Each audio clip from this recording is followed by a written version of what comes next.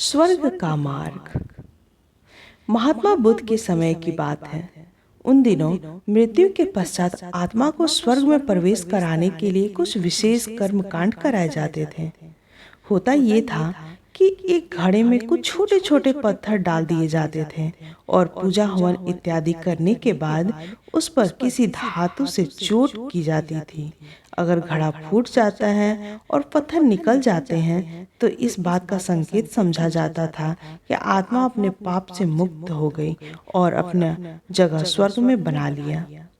चूंकि घड़ा मिट्टी का होता था, इसलिए इस प्रक्रिया में हमेशा ही घड़ा फूट जाता था और आत्मा स्वर्ग को प्राप्ति हो जाती थी। ऐसा कराने के बाद में पंडित खूब सारे धन दक्षिणा लेते। अपने पिता की मृत्यु के बाद एक युवक ने सोचा, क्यों ना आत्मा शुद्धि के लिए महात्मा बुद्ध की मदद ली जाए।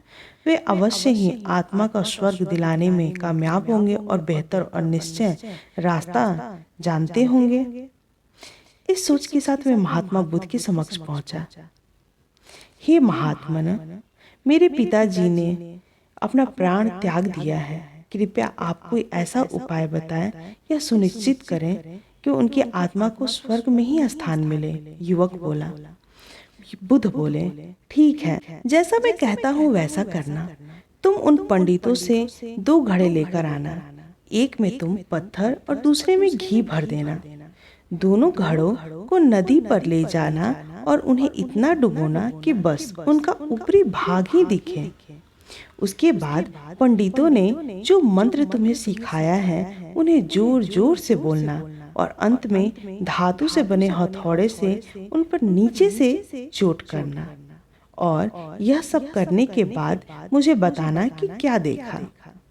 युवक बहुत खुश हुआ और उसे लगा कि बुद्ध द्वारा बताई कि इस प्रक्रिया से निश्चित ही उसे पिता सब पाप से मुक्त हो जाएंगे और उनके आत्मा को स्वर्ग की प्राप्ति होगी।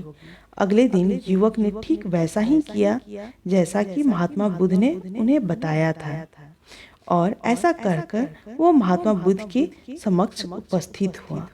आओ पुत्र, बताओ तुमने क्या देखा? बुद्ध ने पूछा। युवक बोला, मैंने आपके कहे अनुसार पत्थर और घी से भरे घड़ों को पानी में डालकर छोड़ दिया और चोट किया। मैंने पत्थर वाले घड़े पर प्रहार किया, घड़ा टूट गया और पत्थर पानी में डूब गया। उसके बाद मैंने घी वाले घड़े पर वार किया और घड़ा भी तत्काल ही फूट गया और घी नदी में के बहाव के साथ उसी दिशा में बहने लगा।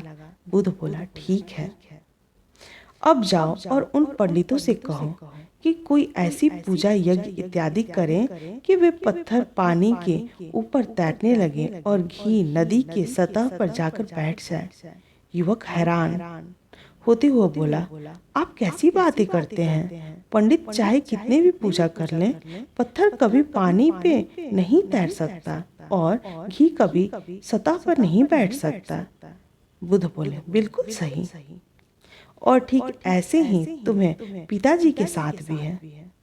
उन्होंने अपने जीवन में जो भी अच्छे कर्म किए हैं वो उन्हें स्वर्ग की तरफ उठाएंगे और जो भी बुरे कर्म किए हैं उन्हें नरक की ओर खींचेंगे। और तुम चाहे कितनी भी पूजा कर लो, कर्मकांड कर लो या करा लो, तुम उनके कर्म फल को रत्ती भर भी नहीं बदल सकते। युवक बुद्ध की बात समझ चुका था कि मृत्यु के पश्चात स्वर्ग जाने का सिर्फ एक ही मार्ग है और वो है जीवित रहते हुए अच्छे कर्म करना।